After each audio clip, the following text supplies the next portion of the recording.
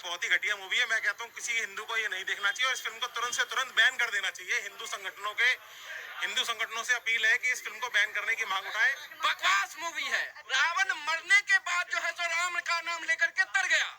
यहाँ रावण हंसता हुआ जो है सो दिखाई दे रहा है, जैसे वो हनीमून मना के आ रहा हो। ज्यादा रामायण को लेके हम बच्चों को कुछ सिखा भी नहीं सकते इसको लेके कि हमारी रामायण ऐसी है। मैं मनोज मुंतशिर इसे 4 जुत्ता सुबह और सांझ जो लोग देखे उसे मारना चाहिए था।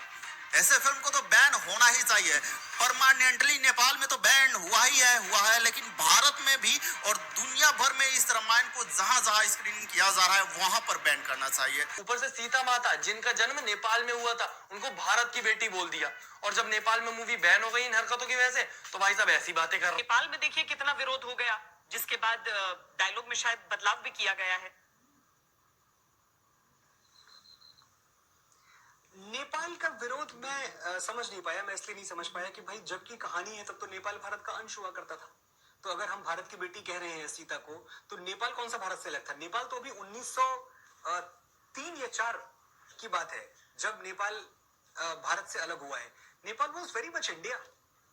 भारत ही था नेपाल, तो भारत की ही बेटी थी उस हिसाब से। तो इस लॉजिक से देखा जाए तो उस वक्त भारत का नाम भारत भी नहीं पड़ा था, बहुत बाद में पड़ा था। जिस समय की ये बातें चल रही हैं, ये कैसी बातें करके अपनी गलतियां छुपाने की कोशिश कर रहा है ये आदमी।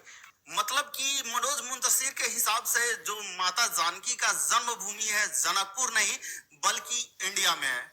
मतलब कि इसने क्या भांग खाया था और कौन से नशा करके मतलब कि ये इंटरव्यू दे रहा है और कौन से नशा करके ये डायलॉग लिखने बैठा हुआ था, मुझे पता नहीं।